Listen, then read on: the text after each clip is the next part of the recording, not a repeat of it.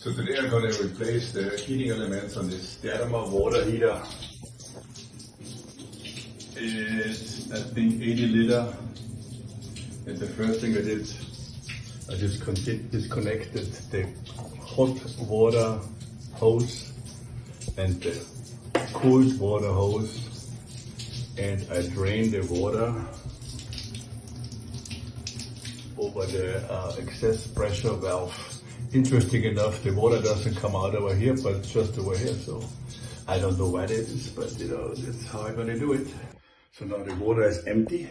So the boiler is empty, and there are two screws on the side of the tank, one on this side and one on this side. If you take those screws out, you can take off the lid here. You gotta take those guys off, and then it should just slide off. So I tried to take it off, and I couldn't. And then I found this little screw underneath here. If you take this screw off, it works. So I took the screw off, and the panel came off. So we don't have to take off this whole rim here. So you can leave this rim on there and maybe not even remove the first two screws, so you have access here now. So because there is a lot of power, I use that thing so I can see if there's power on it. So I use an outlet to see if the thing works. And then I go over here and see if there's any power. If there's any power anywhere, because you don't want to have power and water standing on a stone floor. It's gonna be a big shock. Advantage, you never have to go to the dentist again, I guess. So I will figure this out and I come back. So underneath this here, and when you can see this thing here, this is the thermostat. Then the thermostat goes in here. So from this point of view, on the left side of the heating elements, and here's the other heating elements, two heating elements. I have no idea what this wire here is for. I'm not an electrician, I'm just doing it because I'm in Croatia, on an island, and to get someone over here takes like a year and a half. So I'm going to take this one out first and see. And I'm going to wiggle this out with a screwdriver, and I hope there's no more water in there. So if I would not see this myself, I would not believe it. That thing is like 2 years old. And check this out, how much calcium was in there. 2 years. I'm not so sure if I can believe that. Maybe when they showed me the water heater, it was already used. But this is insane. So again, this is all the calcium. I mean, it's incredible. It's 2 years. So this is the new heating element. So you see this big cylinder in the middle. This is the sacrificial anode. It's being screwed in here. It comes separately, so you just screw it in. And then this is the boiler.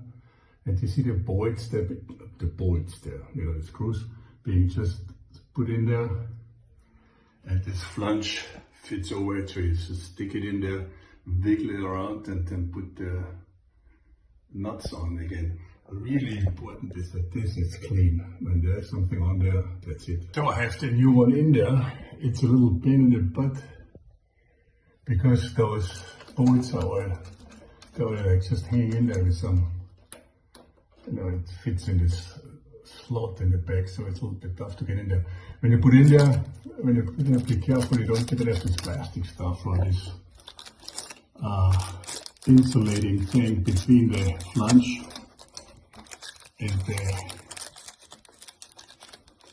seal, because it will be not watertight. I'm taking out the left one now. The left one a little bit more complicated because you have the thermostat thing, I guess right there. This is connected with this opening on this screw right there.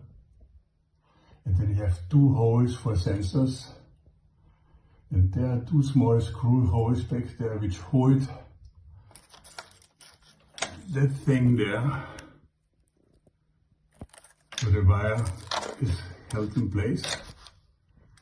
And there's also a ground wire attached to this one. So I marked this flange here, so there's a black line here, the black line there. So when I put it back in, the thing is all lined up again. The left one, there's really a catch because you put those bolts in there. You have to hang it like this, and as soon as you put the flange on there and you move it a little bit, they fall out.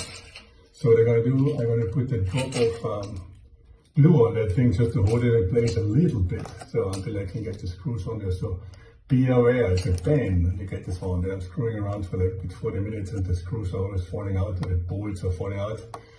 And I tried to put the flange on. Pain. Okay, now it's back together. The panel is back on there and the connectors are on there. It's a little pain, but I guess when you do it the first time it's difficult, but the second time easier and so on. I hope it helps a little.